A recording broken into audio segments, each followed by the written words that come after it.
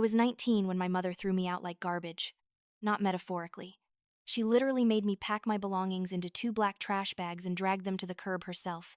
I can still hear the scrape of plastic against concrete, still feel the weight of those bags in my hands as I stood under the streetlight at 2 in the morning crying so hard I could barely breathe.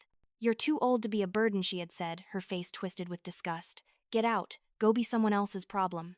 I walked. I didn't know where I was going, but I walked until my feet bled through my cheap sneakers. I slept on a bench that night, clutching those trash bags like they were the only proof I had ever existed. And in the cold darkness, shivering and alone, I made myself a promise. I would never come back. I would never give her the satisfaction of seeing me broken again. The first year was hell. I stayed in a women's shelter for 3 months, working double shifts at a diner where the manager yelled at me for being too slow and the customers left terrible tips. I saved every penny eating ramen noodles and day-old bread that the bakery down the street threw out at closing time. My hands were always cracked and bleeding from the harsh dish soap, and I fell asleep most nights too exhausted to even dream. But I kept going. I enrolled in community college using financial aid and took classes at night while working during the day. I studied in the diner during slow hours, my textbooks propped up against the ketchup bottles. Some of the regular customers started asking me what I was studying. One of them, an elderly woman named Mrs. Chen, told me I reminded her of her daughter. She started leaving me $20 bills tucked under her coffee cup with notes that said, "For your future." By the time I was 22, I had an associate degree and a new job as an administrative assistant at a small nonprofit that helped homeless youth. The irony wasn't lost on me. I understood those kids in a way most people couldn't. I knew what it felt like to have nowhere to go, to feel unwanted and disposable. My supervisor, a woman named Patricia, with kind eyes and a no-nonsense attitude, saw something in me. She mentored me, pushed me to apply for better positions, taught me how to navigate the corporate world of nonprofits and foundations. At 24, I moved to a larger foundation that funded community organizations across the state. I started as a program coordinator, reviewing grant applications and conducting site visits. I was good at my job. Really good. I could spot inconsistencies in financial reports, identify organizations that were genuinely making a difference versus those just looking for easy money. I had lived on both sides of that equation. I knew hunger, knew desperation, and I also knew manipulation. That was 7 years ago. Now at 26, I live in a small but cozy apartment in the heart of the city, the kind of place with exposed brick walls and large windows that let in the morning sunday. I work as an assistant director at a reputable nonprofit foundation that funds small community organizations. My life is stable. My friends are genuine. I have built something real, something solid, something that no one can take away from me. My apartment is my sanctuary. I decorated it myself piece by piece from thrift stores and clearance sales. A velvet couch in deep blue bookshelves I assembled at midnight while listening to podcast plants that I somehow managed to keep alive. I have art on the walls, real art that I bought from local artists at street fairs. Everything in this space is mine, earned with my own money, chosen by my own hand. No one can take it from me. No one can tell me I don't deserve it. On a Tuesday evening in late September, I was sitting on that blue velvet couch with my best friend Ava, a corporate lawyer with sharp eyes and an even sharper sense of justice. We had met at the nonprofit where I first worked. She had been volunteering there, doing pro bono legal work for kids aging out of foster care.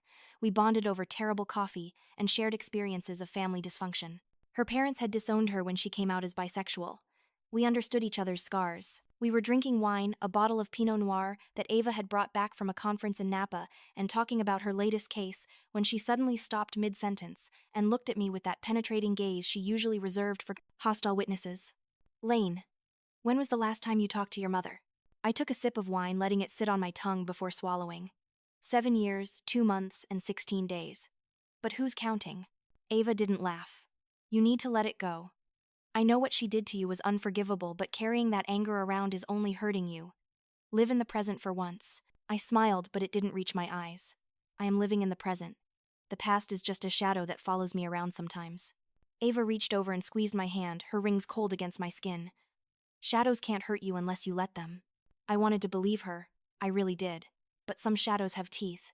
The next morning, I was in my office reviewing a grant application from a youth arts program when my phone buzzed.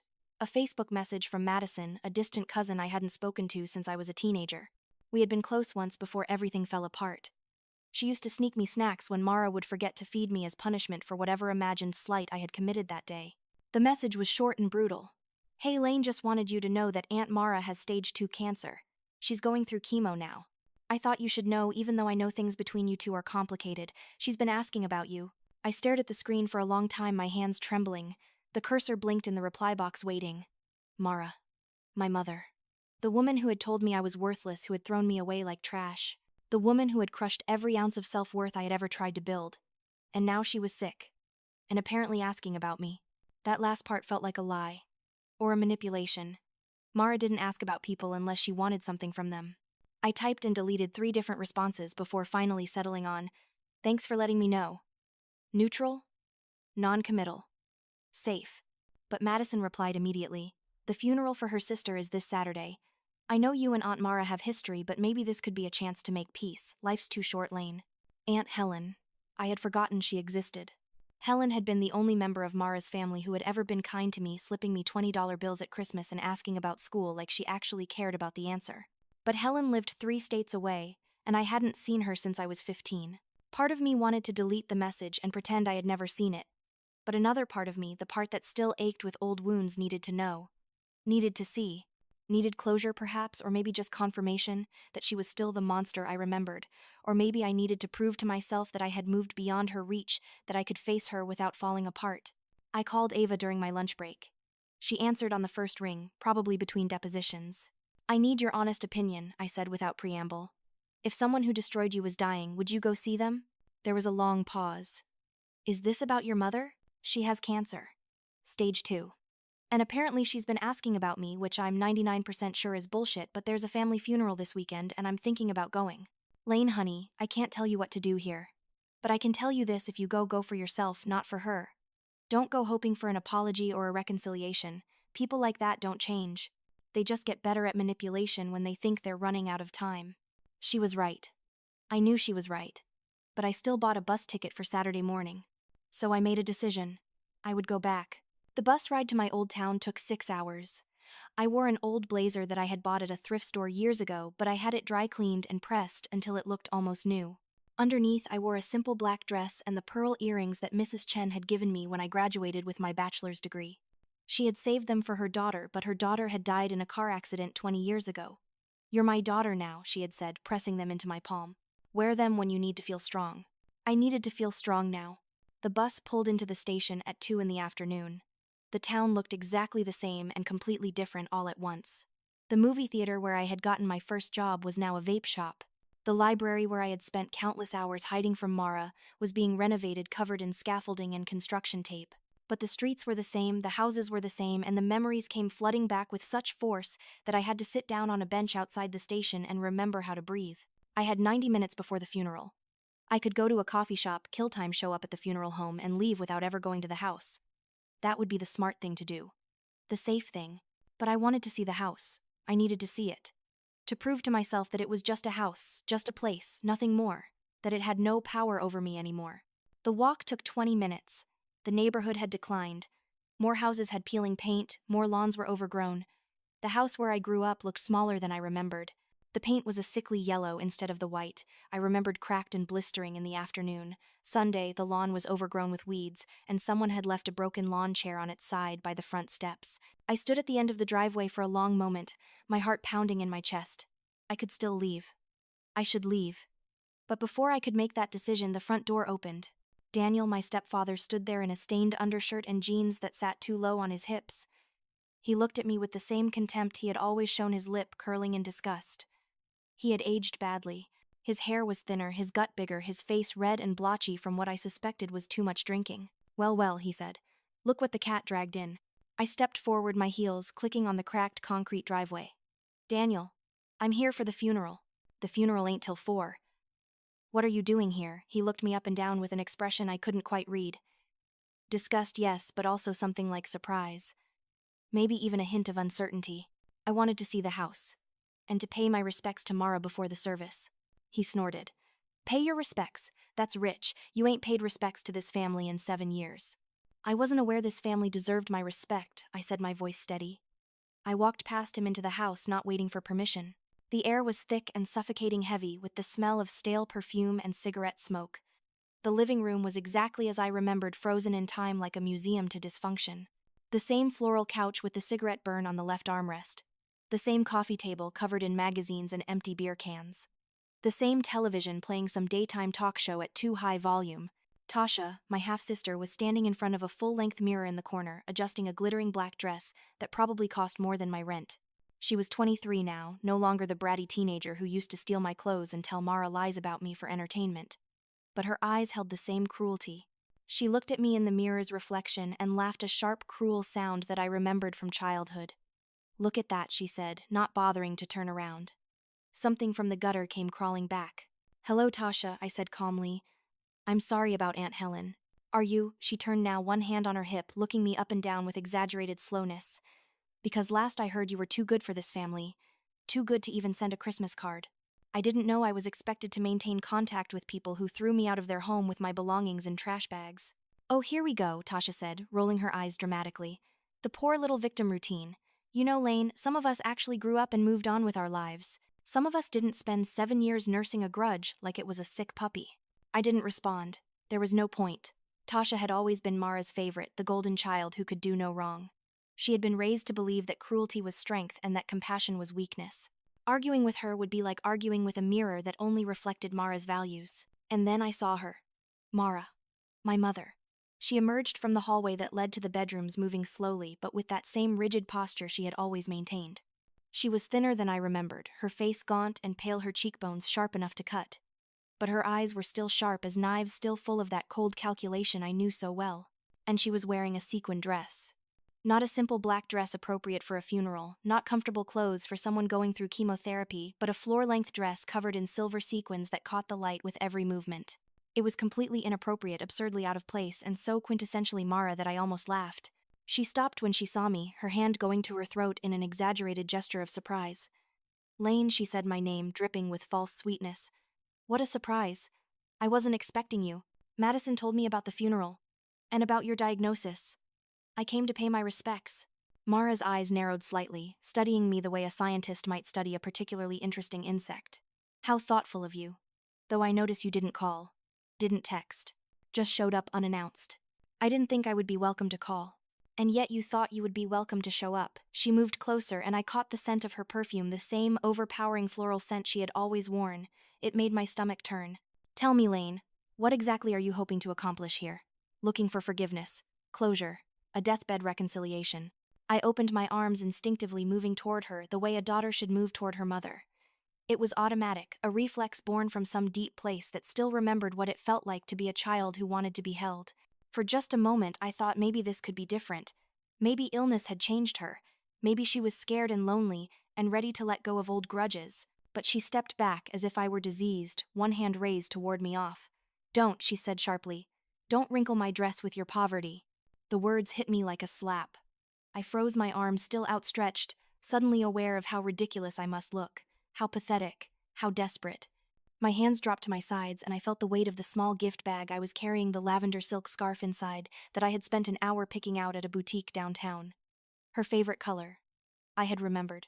I had cared enough to remember. Tasha laughed again from across the room, delighted by the scene unfolding in front of her. "Did you really think this was going to be some touching reunion? Oh my God, that's precious. That's actually precious." "I heard you were sick," I said, my voice quieter, now smaller. "I came because I thought you might need me. I thought maybe we could talk." Mara's face hardened. "Need you? I've never needed you, Lane. You were always weak, always making everything harder, always crying, always needy, always demanding attention. Do you know how exhausting it was having to deal with you every single day? How much easier life became when you finally left." "You threw me out," I said. "I didn't leave. You threw me out with garbage bags at 2 a.m, because you were too old to be coddled anymore. Because it was time for you to stop being a burden and start taking care of yourself. And look at you now." She gestured at me dismissively. "You're still playing the victim. Still acting like the world owes you something." Daniel had moved into the room now, leaning against the wall with his arms crossed, a smirk on his face. "She's got a point, Lane. You were always a handful, always causing problems. Your mama had it hard enough without having to baby you." "I was 17 when you married Mara," I said, turning to face him. 17 years old, and you treated me like I was an inconvenience from day one. You took my room and gave it to Tasha because she was your real daughter. You ate the food I bought with my part-time job money and told me I was selfish for complaining. You told me I was lucky to have a roof over my head. And you were lucky," Daniel shot back. "Lot of kids don't even have that. You should have been grateful instead of acting like we owed you something." I felt something crack inside me. Not break exactly. Crack. like ice beginning to split. Grateful, I repeated slowly. I should have been grateful that my mother let me sleep on a couch in the living room because my stepfather's daughter needed my bedroom. I should have been grateful that I was allowed to eat leftovers from dinner after everyone else was done. I should have been grateful that I was permitted to exist in a house that I was constantly told I didn't belong in. Yes, Mara said simply. Yes, you should have been. Because the alternative was far worse and we both know it. You had nowhere else to go. Your father certainly didn't want you. No one wanted you, Lane. We kept you out of obligation, not love. The sooner you accept that, the better. The words should have destroyed me.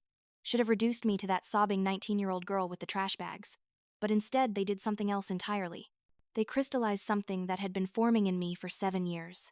A certainty, a clarity. Mara took a step closer, her sequin dress catching the light, her voice dropping to that particular tone she used when she wanted to make sure her words left scars. You were lucky we let you stay as long as we did. Trash has to be taken out eventually. That's just basic hygiene. I looked at her for a long moment, really looked at her. This woman who had given birth to me, who should have protected me, who instead had spent my entire childhood making me feel like I was fundamentally unlovable. And I realized something. She wasn't a monster. She was just small. A small, bitter woman who had needed someone to feel superior to, and I had been convenient. I set the gift bag on the coffee table, carefully placing it among the beer cans and magazines. The lavender scarf inside was beautiful silk and delicate and expensive by my standards. I had wanted to give her something meaningful, something that said I was bigger than her cruelty, but she would never understand that. She would probably throw it away or give it to Tasha or sell it at a yard sale. My hands were steady now, my voice calm.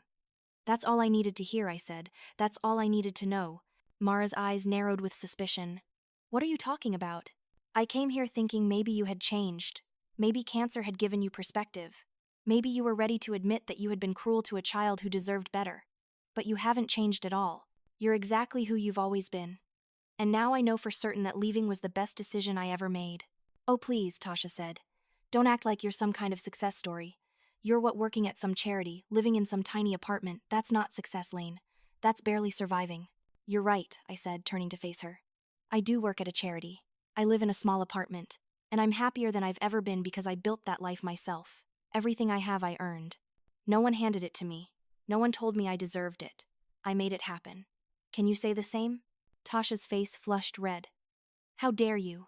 I'm leaving now, I said, cutting her off. I'll skip the funeral.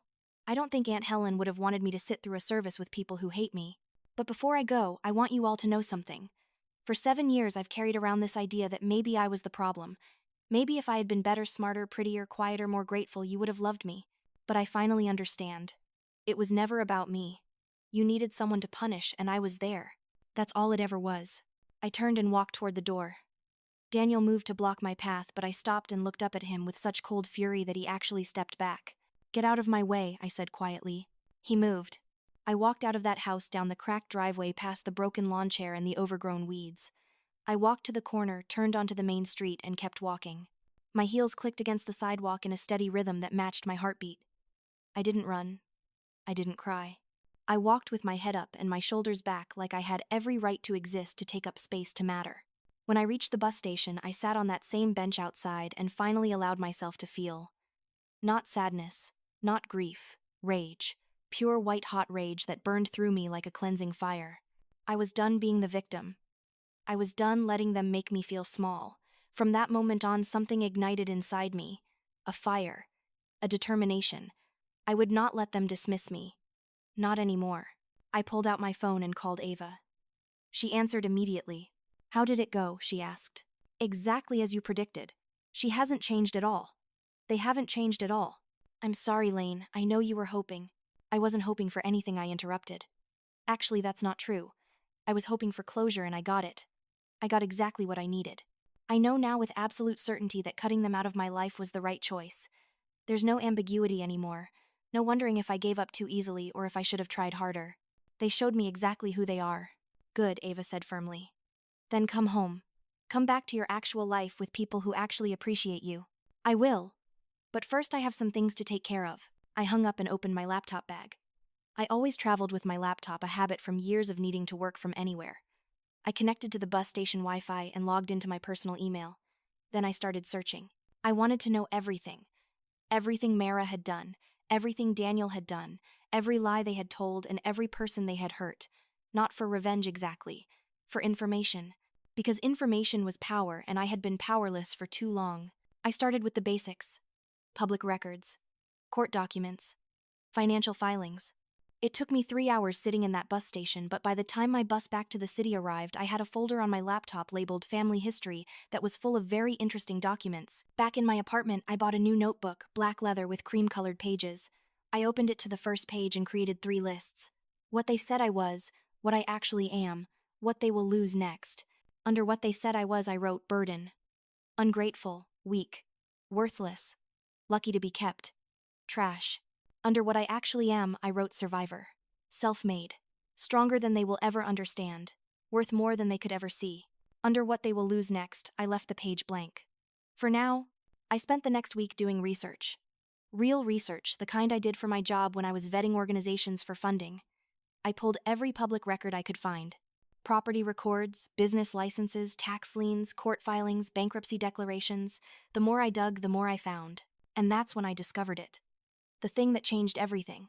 I was looking through old credit reports, checking to see if my credit history was actually clear, or if there were any lingering issues from my teenage years. My credit was good now, excellent actually, because I had spent years rebuilding it carefully. But I wanted to see the full history, wanted to understand how bad it had been. That's when I saw the loan. A predatory loan from a company called Quick Cash Solutions taken out 8 years ago when I was 17 years old, for $16,000, in my name, with my signature. Except it wasn't my signature. It was close but not quite right. The loop on the L was wrong, the slant was too severe. I stared at that document for a long time, my hands shaking. $16,000. Borrowed in my name when I was a minor. Never paid back. Sent to collections. Destroying my credit before I even knew what credit was. I called Ava. She answered on the first ring. I need a lawyer, I said. Not a friend. A lawyer. I need to file a fraud report and I need it to be bulletproof. Tell me everything, she said. And I heard the sound of her opening her laptop. I told her about the loan, about the forged signature, about the fact that I was 17 when it was taken out, which meant I couldn't have legally entered into that contract even if I had wanted to. About the collections notices that had been sent to Mara's address, never forwarded to me. About the ruined credit that had made it nearly impossible for me to rent my first apartment, to get my first credit card, to do anything that required financial trust. This is identity theft, Ava said, her voice cold and professional. And it's fraud. And depending on where the money went, it might be embezzlement. Lane, this is serious. This could be criminal charges. I don't want criminal charges, I said. I just want it fixed. I want my name cleared, and I want documentation that this wasn't me. Can you do that? I can do better than that, Ava said. I can make sure she never does this to anyone else. The fraud report was filed the next day. Ava handled everything, her firm putting its full weight behind the case, because identity theft of a minor was the kind of case that made lawyers salivate. It was clear-cut, well-documented, and absolutely indefensible. Within 2 weeks, the debt was erased from my record. The credit bureaus issued formal apologies and corrections. Quick Cash Solutions, which had already been under investigation for predatory lending practices, added Mara's case to their growing list of complaints. And a letter was sent to Mara, informing her that she was under investigation for identity theft and fraud. I didn't hear from her. I didn't expect to. Mara didn't apologize. She didn't explain. She just pretended things hadn't happened, and she expected everyone else to do the same. But I wasn't done. Because now I was looking. Really looking. And once you know what to look for, you see it everywhere. I pulled Daniel's business licenses. He ran a catering company, or claimed to. The licenses were barely current, renewed at the last possible moment, sometimes months late with hefty fines. The health inspection reports were public record. I read through 3 years of violations. Expired permits. Failed temperature checks. Employees working without proper food safety certifications. And then I saw something that made my blood run cold. The employee list. The official employee list that had been submitted to the State Labor Board for tax and insurance purposes. The list included 23 names. I recognized most of them as people who had worked for Daniel over the years, coming and going as food service workers tend to do. But 2 names stood out. Lane Martin and Ava Chen. I had never worked for Daniel's catering company. Not once. Not for a single day. I had worked at a diner on the other side of town. And Ava had certainly never worked there. She had been in law school in another state when most of these reports were filed. He had been using our names, listing us as employees, claiming our wages as business expenses, filing taxes as if he had been paying us, and pocketing the difference. I called Ava again. He's been committing tax fraud using our identities, I said without preamble. For years. Do we report this or do we wait? Wait for what Ava asked. For the right moment, I said. Because I have a feeling that moment is coming soon. 3 weeks later, I got a message on LinkedIn. It was from Madison, my cousin, the one who had told me about Mara's cancer. But this message wasn't about cancer. It was a wedding invitation. Tasha was getting married. I know things are complicated with your family, Madison wrote, but Tasha really wanted me to reach out. She's getting married at the Royal Oak Grand in November. It's going to be huge. She'd love for you to come. Fresh starts and all that. Family is family, right? I stared at that message for a long time. Tasha wanted me to come to her wedding. Tasha who had laughed at me. Tasha who had called me gutter trash. Tasha wanted me at her wedding. No. Tasha wanted to show off at her wedding. She wanted me there so she could parade her perfect life in front of the family failure. She wanted an audience for her triumph. I clicked through to the wedding website. The venue was indeed the Royal Oak Grand, the most expensive event space in the region. The dress code was golden navy, which I had to Google to discover meant navy blue with gold accessories. Formal. Expensive. Designed to make anyone without money feel uncomfortable. The wedding party photos showed Tasha in a designer gown, her bridesmaids in matching navy dresses that probably cost more than my monthly rent. Her fiancé, whose name was apparently Brad, looked like he had walked out of a country club catalog. Everything about this wedding screamed money and status, and look at me. I clicked accept on the RSVP. One guest. Meal preference vegetarian. And then I went back to work. Because I had a job to do. A real job, one that mattered, one that helped people who actually needed help. My promotion had come through 6 months earlier. I was now Assistant Director of Grant Programs at the Beacon Foundation, one of the largest private foundations in the state. We funded everything from youth programs to small business development, from arts organizations to food banks. Our grants ranged from $5,000 to $500,000 depending on the project and the organization's capacity. My job was to review applications, conduct site visits, assess organizational capacity, and make recommendations to the board of directors about which projects to fund. It was a lot of responsibility. It was also a lot of power. The power to change lives. The power to give people chances they wouldn't otherwise have. The power to say yes to dreams. And also the power to say no. It was a Tuesday morning, unseasonably warm for October, when the application appeared in my queue. I almost missed it. Almost. I was drinking my second coffee of the day, working through a stack of applications for our small business development initiative when I saw the name. Daniel and Mara Catering Services. I stopped breathing for a moment. Just stopped. My hand froze halfway to my coffee mug and I stared at that name on my computer screen like it might disappear if I blinked. They had applied for a grant. A $40,000 grant to expand community-focused catering services to underserved neighborhoods. The application was full of buzzwords and noble intentions. Serving the community. Creating jobs. Providing affordable catering for nonprofit events and community gatherings. Supporting local food suppliers. Everything a grant reviewer wanted to hear. The application was professionally written, probably copied from a template, or written by someone they had paid. It had a detailed budget, letters of support from local organizations, a business plan that looked legitimate on the surface. It even had photos of events they had supposedly catered, smiling people at tables with white tablecloths and decent-looking food. I read through the entire application 3 times. Then I read it again. And then I saw it. The thing that most reviewers would have missed. In the organizational budget section, there was a line item for personnel costs. And attached to that was the same employee list I had seen in the State Labor Board filing. 23 employees, including Lane Martin and Ava Chen. They were still listing us, still claiming to pay us wages, still committing fraud. And now they were asking for $40,000 in grant money based partially on the strength of their experienced staff. I could reject the application right now. I could flag it for fraud. I could call the police. I could do a lot of things. Instead, I forwarded the application to our compliance department with a simple note: please conduct a thorough review of this organization's financial documentation and operational capacity. I have some concerns about the accuracy of the information provided. Compliance was run by a woman named Sharon who had worked as an IRS auditor for 15 years before joining the foundation. She was thorough, meticulous, and absolutely ruthless when she found discrepancies. She also hated fraud, with a passion that bordered on religious fervor. Sharon called me 2 days later. "Lane, I need to talk to you about this Daniel and Mara application you flagged." "What did you find?"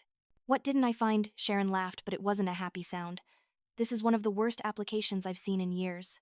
Their tax returns don't match their financial statements. Their employee list includes people who don't exist, or at least people who have never filed W-2s with this company. Their health permits expired in 2019 and were only renewed this month, probably because they were applying for this grant. Their letters of support are from organizations that our database shows have never actually received services from them. And the photos in their application, 2 of them are stock photos I found on Shutterstock. They didn't even buy the license, they just screenshot them with the watermark cropped out. I felt a cold satisfaction spreading through my chest. So what happens now? Now I do a full investigation. I pull every piece of documentation they've ever filed with the state. I contact the organizations they claim to have worked with. I verify every single claim in this application.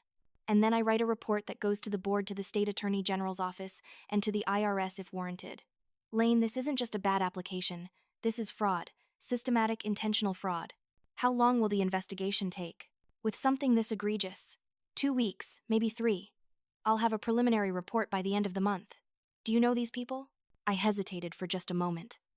They're family, I said finally. Estranged family. I haven't spoken to them in years, but yes, I know them. Should I recuse myself from this case? Actually, no, Sharon said slowly. The fact that you flagged it for review despite the family connection shows integrity. Most people would have just quietly rejected it and moved on. You did the right thing by sending it to compliance. But Lane, you need to prepare yourself. If this goes where I think it's going, there will be legal consequences. Real ones. Fraud at this level can mean jail time. I understand, I said. And I did. I understood perfectly. I wasn't trying to send them to jail. I was just trying to stop them from stealing money that was meant to help people who actually needed it. If there were consequences for their actions, well, those were consequences they had earned themselves. I hung up and sat at my desk for a long time, staring at nothing. This wasn't revenge. Revenge would be messy and emotional and ultimately unsatisfying. This was justice. This was letting the system work exactly as it was supposed to work. They had committed fraud. They had lied. They had stolen. And now they would face the consequences. But I still had to go to that wedding. The weeks passed. October turned into November. The leaves changed and fell, and the air grew colder. I bought a dress for the wedding, a simple navy blue sheath dress with gold jewelry. Nothing flashy, nothing that would draw attention. I wanted to blend in, to be forgettable to observe. Ava insisted on helping me get ready the day of the wedding. She came over to my apartment in the early afternoon, bringing a bottle of champagne and a makeup kit that probably cost more than my entire dress. You don't have to do this, she said as she lined my eyes with a steady hand. You could just not go. Send a gift card and call it a day. I need to go, I said. I need to see them one more time. I need to see what they've built, what they think success looks like. And I need them to see me.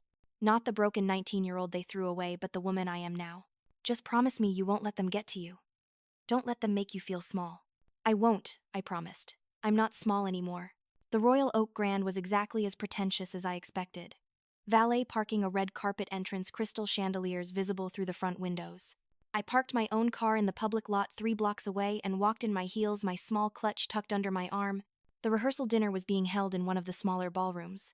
I arrived exactly on time, not early enough to seem eager, not late enough to make an entrance. I wanted to slip in, unnoticed, find my seat and observe. But Mara and Daniel were standing at the entrance greeting guests as they arrived. Of course they were. They couldn't miss an opportunity to play the role of proud parents, to soak up attention and congratulations. Mara saw me first. She was wearing another sequined dress, this one in champagne gold, with her hair styled in elaborate curls.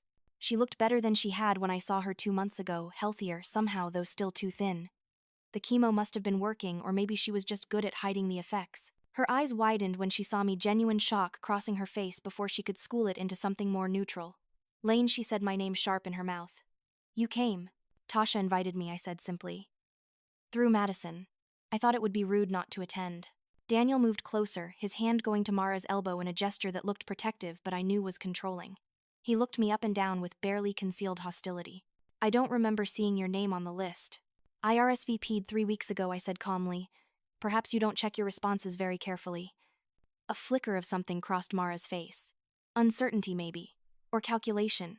She was trying to figure out why I was here, what I wanted, what game I was playing. Because in Mara's world, everything was a game. Every interaction was a strategy. No one did anything without wanting something in return. Well, she said, finally, forcing a smile that looked more like a grimace. It's good to see you. You look well. Thank you. So do you, considering? Her smile tightened. Considering your illness. Madison told me you were going through treatment. I hope you're responding well. I'm managing, she said stiffly. Now, if you'll excuse us, we have other guests to greet. I moved past them into the ballroom. It was beautiful in an ostentatious way, all gold accents and crystal and flowers that must have cost thousands of dollars. Round tables with white tablecloths, gold charger plates, navy napkins folded into elaborate shapes. A string quartet played in the corner. Waiters circulated with trays of champagne and hors d'oeuvres. I found my assigned table. Table 12 in the back, far from the family tables. I was seated with people I didn't know, distant relatives or friends of the groom. Perfect. I could observe without being observed. I accepted a glass of champagne from a passing waiter and settled in to watch. Tasha made her entrance 20 minutes later, and she had clearly planned it for maximum impact. She swept into the room in a glittering cocktail dress, her fiancé Brad on her arm, stopping every few feet to accept hugs and congratulations. She looked happy, I had to admit. Genuinely happy, in a way I had never seen her before. Maybe Brad was good for her. Maybe love had softened some of her sharp edges. Or maybe she was just good at performing. The dinner progressed. Speeches were made, toasts were given, stories were told about Tasha and Brad's courtship. Brad's father gave a speech about family and tradition that made me want to roll my eyes. Mara gave a speech about how proud she was of her daughter, how Tasha had always been special, always been destined for great things. She didn't mention me. Why would she? I was invisible at table 12, eating my vegetarian meal and making small talk with the strangers around me. One woman, a friend of Brad's mother, asked what I did for work. I told her I worked in nonprofit funding. She seemed impressed, asked thoughtful questions about the foundation's work, told me her daughter was interested in that field. We exchanged business cards. It was pleasant and normal and utterly surreal. After dinner, people began to mingle. The string quartet switched to playing pop songs, and some people began dancing. I stayed at my table nursing a second glass of champagne, watching. That's when Tasha noticed me. She was working her way around the room, thanking people for coming when she spotted me at table 12. She stopped mid-conversation, her smile freezing on her face. Then she excused herself and walked directly toward me, Brad trailing behind her, looking confused. "Lane," she said, her voice tight. "I didn't realize you were coming. I RSVP'd. Through Madison. She said you wanted me here." Tasha's jaw clenched. "Madison had no right to invite you. This is my wedding. My day. And I'm happy for you," I said sincerely. "Congratulations. Brad seems like a wonderful person." She looked at me suspiciously, waiting for the insult, the barb, the cutting remark. When it didn't come, she seemed even more unsettled. "Why are you here, Lane? What do you want?" "Nothing," I said honestly. "I'm just here to celebrate your wedding." "I don't believe you. You've been gone for 7 years and suddenly you show up at my wedding. You have some kind of agenda." Brad put a hand on her shoulder. "Babe, maybe we should." "Stay out of this," Tasha snapped, then immediately softened. "Sorry, baby. This is just complicated family stuff." I stood up, setting down my champagne glass carefully. "Tasha, I know you don't believe me, but I really am just here to support you on your wedding day. I don't want to cause any problems. If you want me to leave, I'll leave." She studied my face, looking for deceit, for hidden motives. "You've changed," she said finally. "People do that," I said. "Mom said you came by the house a couple months ago, showed up out of nowhere and left some weird gift. A scarf. Lavender. It was for your mother. I heard she was sick." "She threw it away," Tasha said, and there was a hint of satisfaction in her voice. "Said it was cheap. It had cost $60, which was not cheap by my standards, but I didn't say that. That's her right," I said instead. Mara appeared then, materializing at Tasha's elbow like she had a sixth sense for conflict. "Is there a problem here?" "No problem," I said. "I was just congratulating Tasha. It's a beautiful wedding." "You shouldn't be here," Mara said flatly. "This is a family event. I was invited. I have as much right to be here as anyone else." "You stopped being family the day you walked out," Mara said, her voice low and venomous. "You don't get to just show up and pretend like nothing happened. You don't get to act like you belong here." People were starting to notice the confrontation. Conversations were trailing off, heads were turning. This was exactly what I didn't want. Drama. A scene. Proof that I was the problem, the troublemaker, the one who couldn't let the past go. "You're right," I said quietly. "I don't belong here. I'll go." I picked up my clutch and turned to leave. But Mara wasn't done. She grabbed my arm, her fingers digging in hard enough to leave marks. "Don't you dare walk away from me," she hissed. "Don't you dare come into my daughter's wedding and then act like the victim when you're confronted. You're pathetic, Lane. You've always been pathetic. And nothing has changed. You're still the same worthless little girl who couldn't earn her keep." I looked down at her hand on my arm, then back up at her face. "Let go of me," I said, my voice perfectly calm. "Or what you'll call security make a scene, ruin Tasha's wedding. Go ahead. Show everyone what a spiteful little bitch you really are." I could feel eyes on us now.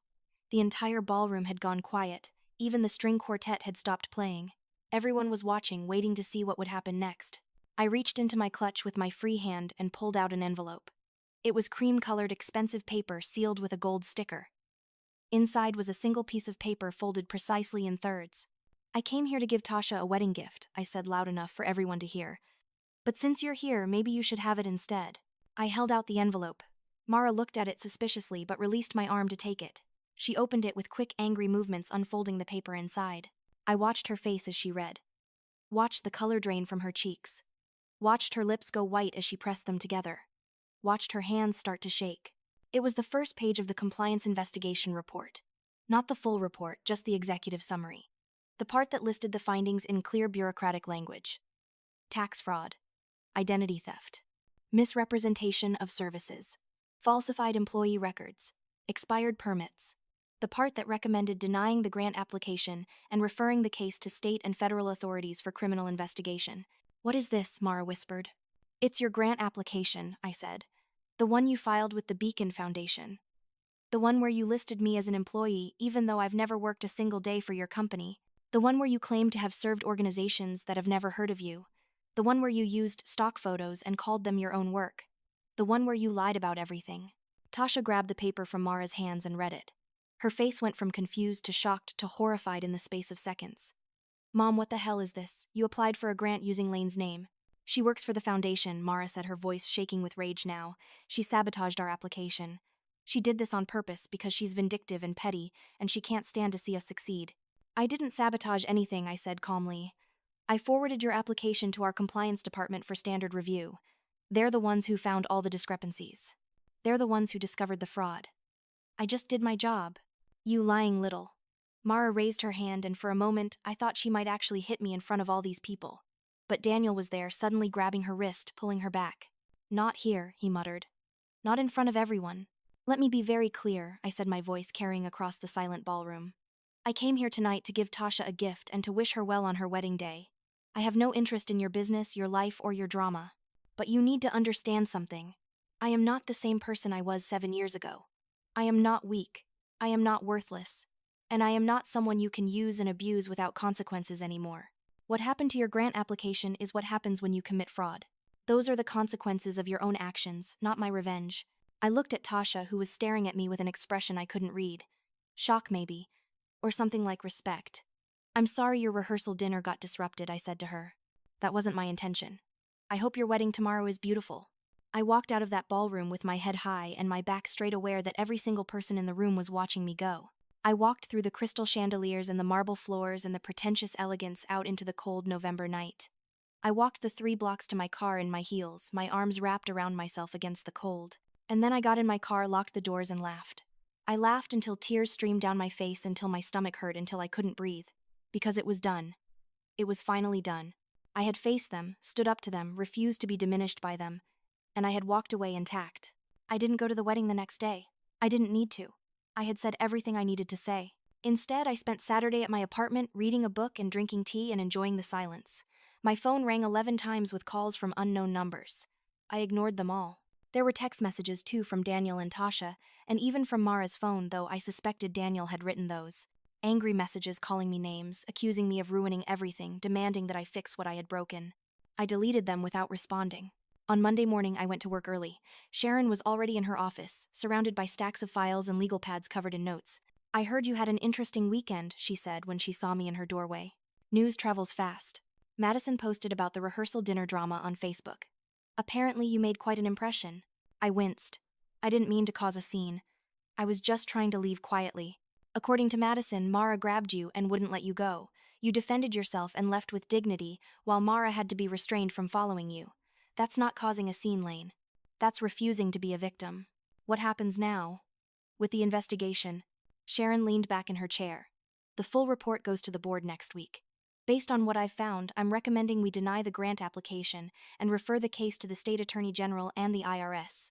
The fraud is too extensive to ignore. Beyond just your grant application, I found evidence of years of similar behavior. They've been claiming employees who don't exist, reporting income from events that never happened, deducting business expenses that aren't legitimate. This isn't a small mistake or an accounting error. This is systematic, intentional fraud. Will there be criminal charges? Probably. That's up to the AG's office, but with evidence this clear, I can't imagine them not pursuing it. Lane, you need to prepare yourself for the possibility that your name will come up in the investigation." You'll probably be asked to give a statement, maybe testify if it goes to trial. I'll do whatever is necessary, I said. I'm not afraid of telling the truth. Good. Because the truth is about to come out whether they like it or not. I went back to my office and tried to focus on work. There were other grant applications to review, other organizations that deserved funding and needed support. But I kept thinking about Mara's face when she read that report. The shock, the fury, the sudden realization that she had been caught. Part of me felt guilty. Part of me wondered if I had gone too far, if I should have just rejected the application quietly and moved on. But the larger part of me, the part that had spent 7 years rebuilding myself from nothing, knew that I had done the right thing. They had committed fraud. They had stolen money meant to help people who actually needed it. They had used my name without permission. Those were facts, not opinions. And facts had consequences. 3 days later, I received an envelope in my office mail. No return address, just my name and the foundation's address written in shaky handwriting. Inside was a single piece of paper torn from a notebook. You've destroyed everything we worked for. I hope you're proud of yourself. You always were a selfish, vindictive little bitch. Your father was right to leave. No one could love someone like you. It wasn't signed, but I recognized Mara's handwriting. The same handwriting that had signed report cards and permission slips and birthday cards that said "Love Mom," but never felt like love. I should have thrown it away. Should have shredded it and forgotten about it. Instead, I put it in a folder in my desk drawer along with all the other documentation I had been collecting. Evidence. Not for a legal case, but for myself. Proof that I wasn't crazy, that the abuse had been real, that my decision to leave had been justified. 2 weeks later, Sharon's report went to the board. I wasn't in the meeting, but she called me afterward to tell me the outcome. The board voted unanimously to deny the grant and refer the case for criminal investigation, she said. They also voted to add Daniel and Mara Catering Services to our list of permanently banned applicants. They'll never be eligible for funding from any organization in our network again. How many organizations are in the network? About 200 foundations across 5 states. It's a significant blacklist, Lane. This will follow them for the rest of their business careers. I should have felt triumphant. Should have felt vindicated. Instead, I just felt tired. What about the criminal investigation? The AG's office accepted the case. An investigator will be reaching out to you for a formal statement within the next few weeks. They'll want to know about the identity theft, the forged employee records everything. I'll cooperate fully. That night, I met Ava for dinner at our favorite Thai restaurant. She took one look at my face and ordered us both a bottle of wine. Talk to me, she said. It's done, I said. The investigation is moving forward. They're going to face criminal charges. Their business is probably going to collapse. And I can't stop wondering if I'm the bad guy in this story. Ava reached across the table and took my hand. Lane, listen to me. You are not the bad guy. You didn't commit fraud. You didn't steal identities. You didn't lie on legal documents. They did. You just refused to let them get away with it. That doesn't make you vindictive. That makes you brave. It doesn't feel brave. It feels messy and complicated and like I just opened a door I can't close. Good, Ava said firmly. It should feel complicated. If it felt simple, if you felt nothing but satisfaction, I'd be worried about you. The fact that you're struggling with this means you're not like them. You have empathy and conscience and the ability to question your own motives. They don't have any of that. I took a long drink of wine. Tasha called me. What, when? This morning. Left a voicemail. I haven't listened to it yet. Are you going to? I don't know. What could she possibly have to say that would make any of this better? Maybe she wants to apologize. I laughed, bitter and sharp. Tasha doesn't apologize. She doubles down. She always has. But curiosity got the better of me. That night alone in my apartment, I played the voicemail on speaker while I stared at the ceiling. Lane, it's Tasha. I know you probably don't want to hear from me, but I needed to call. What you did at my rehearsal dinner. I can't decide if I'm furious or impressed. Mom has been a nightmare since you left. She's convinced you're trying to destroy the family. But I did some digging and I found some old credit card statements and loan documents. I found your name on things from years ago. Things you couldn't have possibly agreed to. And I'm starting to realize that maybe you weren't the problem. Maybe Mom was. I don't know if I'm ready to say that out loud yet. But I wanted you to know that I'm thinking about it. And I'm sorry. I'm sorry for how I treated you. I'm sorry for laughing when you got thrown out. I'm sorry for being the golden child who got everything while you got nothing. I don't expect forgiveness.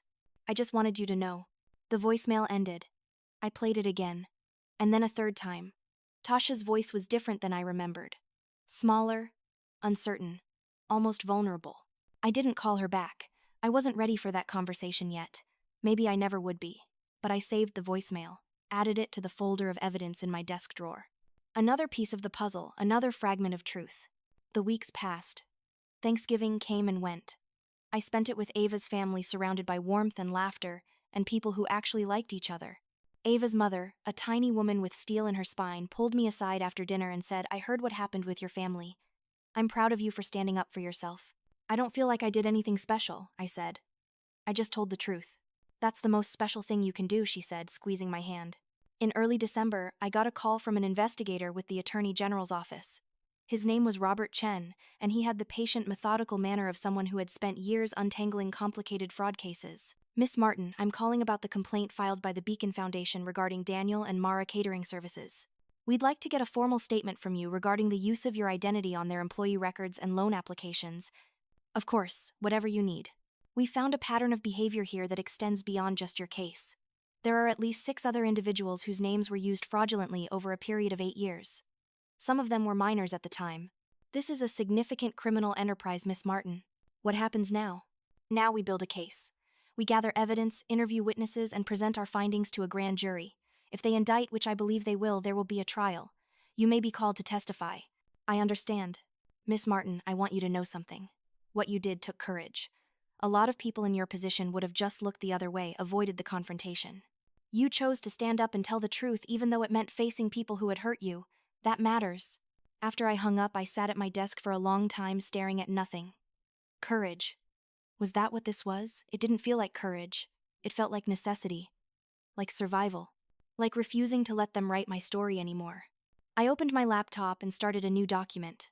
I titled it "Things I've Learned About Myself." I'm stronger than I thought. I survived being thrown away, and I built a life from nothing. I have value that doesn't depend on anyone else's approval.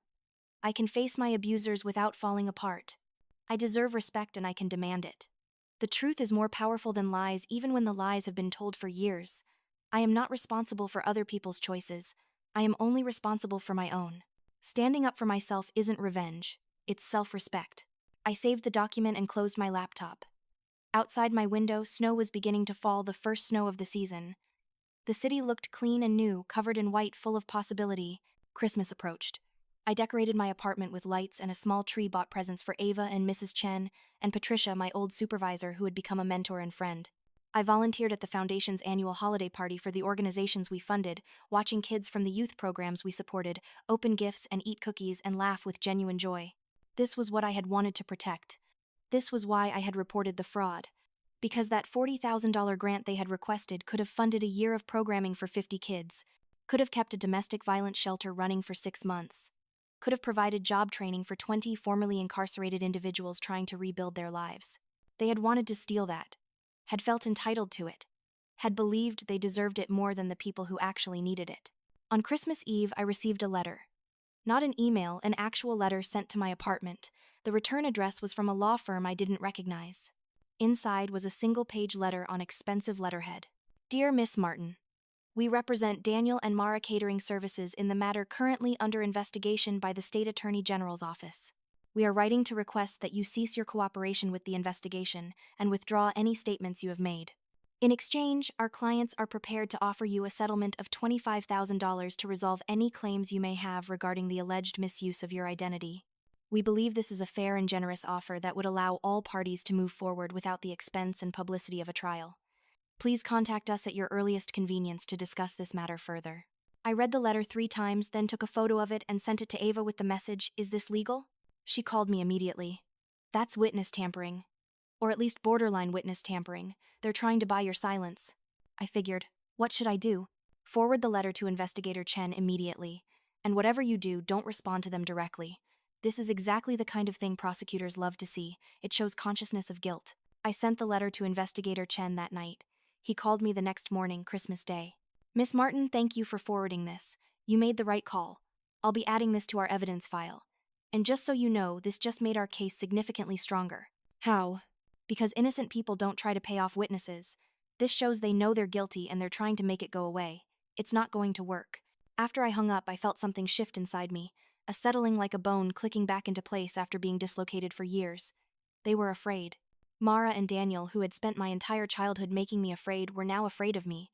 Not because I was powerful or cruel or vindictive, but because I was telling the truth. January arrived with brutal cold and clear skies. The grand jury met and returned indictments. Daniel and Mara were charged with multiple counts of fraud, identity theft, and tax evasion. The news made the local papers a small story on page 6 about a local catering business owner and his wife being charged with defrauding state grant programs. I read the article online. There was a quote from Daniel calling the charges a witch hunt and claiming they were being persecuted for being successful small business owners. There was no comment from Mara. The trial date was set for April. In the meantime, life continued. I went to work, reviewed grant applications, helped organizations that actually deserved help. I had dinner with Ava, coffee with Patricia, lunch with Mrs.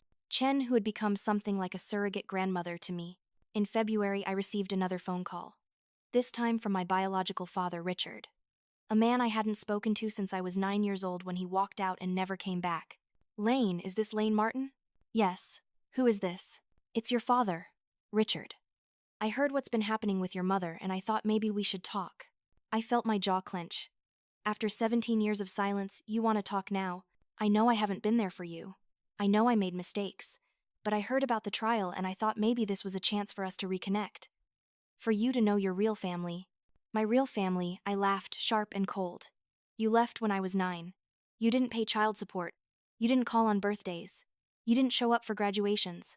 And now you want to talk because what you heard I'm part of a court case that's getting media attention. That's not fair. I had my reasons for leaving. I'm sure you did. But those reasons don't obligate me to have a relationship with you now. You made your choice 17 years ago. I'm making mine now. Lane, I just thought you might need family. You're right, I said, my voice steady and sure. I do need family. That's why I'm building one that starts with me, not one that ends with people who abandon me. I have family now.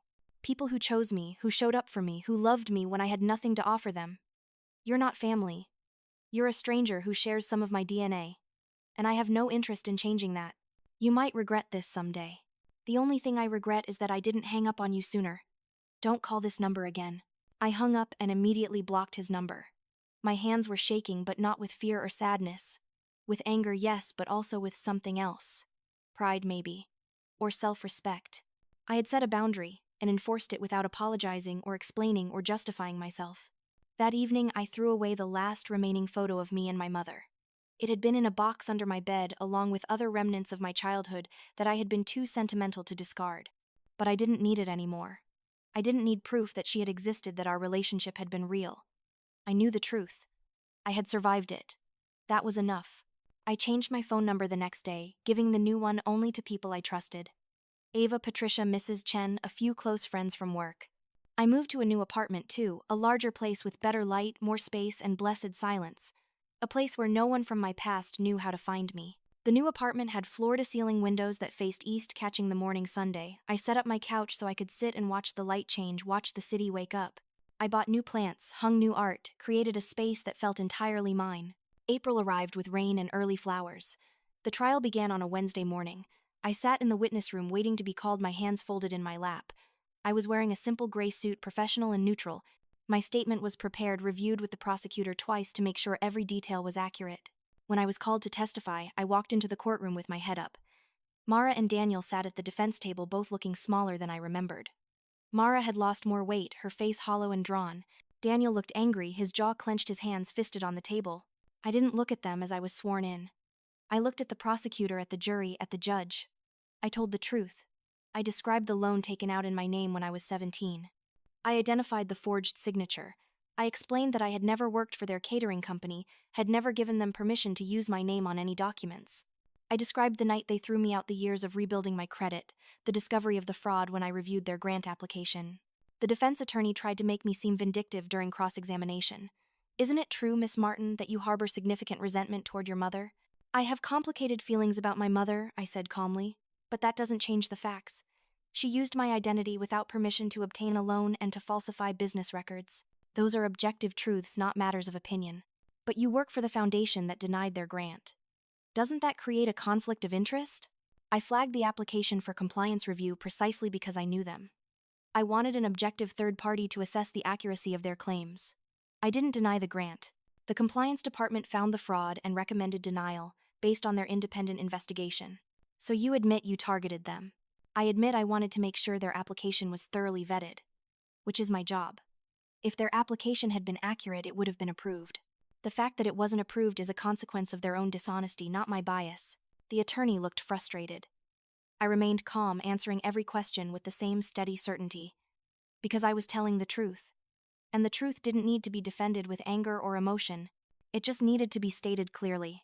When I stepped down from the witness stand, I finally allowed myself to look at Mara. She was staring at me with an expression I had never seen before. Not anger. Not hatred. Something closer to shock or maybe even a glimmer of respect. As if she was seeing me clearly for the first time and realizing I was no longer the broken child she could manipulate. The trial lasted a week. Other witnesses testified. The other people whose identities had been stolen. The organizations they had claimed to serve but never actually worked with. Sharon from the foundation walking the jury through the compliance report with meticulous detail. An IRS agent who explained the tax implications of their fraud. The jury deliberated for 2 days. When they returned with a verdict, I was at work trying to focus on a grant application for a literacy program. Ava called me with the news. Guilty on all counts, she said. Lane, they convicted them on everything. The fraud, the identity theft, the tax evasion, everything. I sat very still, my phone pressed to my ear. What happens now? Sentencing in 6 weeks. They're facing significant prison time.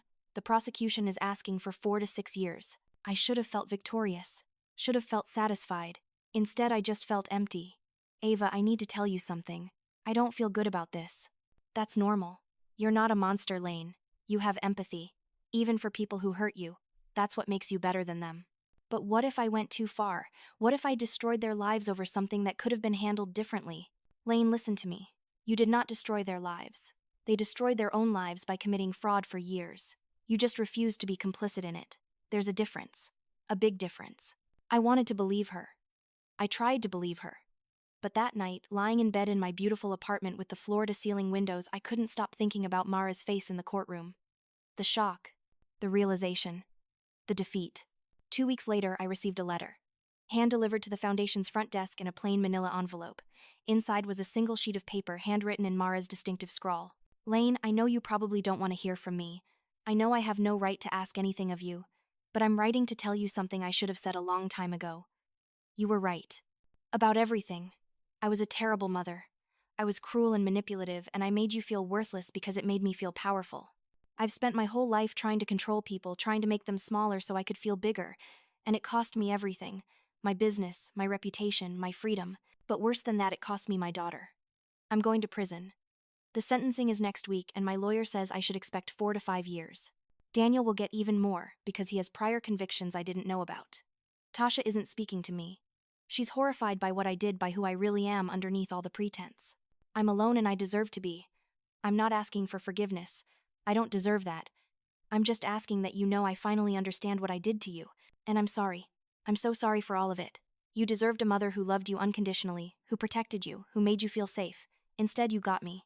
A woman too broken and bitter to see the gift she had in you. You're strong, Lane, stronger than I ever was. You built a life from nothing. You survived me. And you did it with grace and dignity that I never had. I hope you have a beautiful life. I hope you find people who deserve you. And I hope someday you can forget that I ever existed. I read the letter 3 times sitting at my kitchen table with a cup of tea growing cold in front of me. My hands were shaking. My eyes were burning with tears I refused to shed. An apology. After all these years, after everything, an apology. But it didn't change anything. It didn't undo the years of abuse. It didn't erase the trauma. It didn't magically heal the wounds she had inflicted. It was just words on paper from a woman who had finally run out of people to blame. I folded the letter carefully and put it in the folder with all the other documentation. Evidence. Proof. A record of what had happened and how it had ended. That night I called Ava. She apologized. How do you feel about that? I don't know. Part of me wanted to hear it for so long, and now that I have it doesn't feel like I thought it would. It doesn't fix anything. Of course it doesn't. An apology can't undo years of damage. But it might be a start. Not for her, for you. It might help you let go of the hope that she would ever be different. I think I already let go of that hope a long time ago. Then maybe this just confirms what you already knew. She's capable of recognizing what she did wrong. She's just not capable of being the mother you needed. And that's not your fault, and it never was. The sentencing hearing was on a Friday in May. I didn't attend. I didn't need to. I got a text from Investigator Chen later that afternoon. Mara 4 years. Daniel 7 years. Justice served. 4 years. Mara would be 63 when she got out. Daniel would be 70. Their business was gone, their reputation was destroyed. Their daughter wanted nothing to do with them. They had lost everything. I sat with that information for a long time trying to figure out how I felt. Relief, yes. Validation, certainly. But also a strange sadness for the waste of it all. The waste of potential, the waste of time, the waste of a relationship that could have been something beautiful if only she had been capable of love instead of control. That evening I went for a walk. The weather was perfect late spring with everything blooming, the air sweet with the smell of flowers. I walked for miles through parks and neighborhoods past couples, walking dogs and families, pushing strollers and teenagers laughing on street corners. I thought about everything that had happened. The years of abuse. The night I was thrown out. The struggle to survive. The slow, painful process of rebuilding myself. The discovery of the fraud. The decision to report it. The trial. The conviction. The apology that came too late to matter. And I realized something. I wasn't defined by any of it. Not by the trauma, not by the revenge, not by the justice or the lack of it.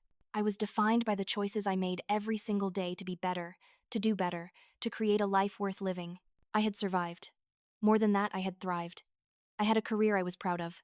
I had friends who loved me. I had a home that felt safe. I had built all of that from nothing with my own hands and my own determination. Mara hadn't given me that. She hadn't given me anything except pain. But she also hadn't been able to take anything from me that mattered. Not my resilience. Not my capacity for joy. Not my ability to love and be loved. I was free. Finally, completely free. In June, I received one more piece of mail. A thick envelope with no return address postmarked from the state prison. Inside was a check for $7,632 made out to me signed by Mara with shaky handwriting. There was a note attached. This is the exact cost of the dress I wore to Tasha's rehearsal dinner. The sequined one you saw. The one I wore to show everyone how successful we were while our business was collapsing around us. I'm selling everything now to pay the restitution ordered by the court, but I wanted you to have this. Not as payment for what I did to you. Nothing could pay for that. But as an acknowledgement that you were right.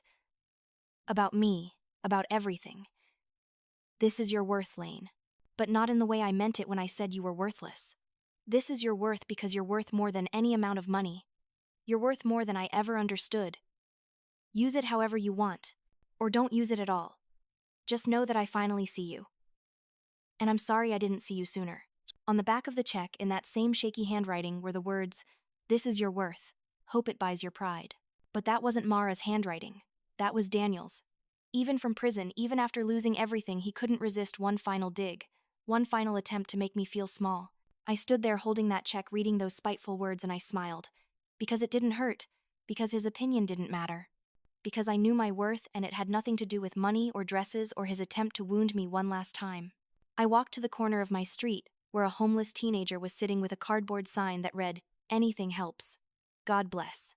He couldn't have been more than 17 with dirty clothes and scared eyes and the kind of desperate hunger I remembered from my own past.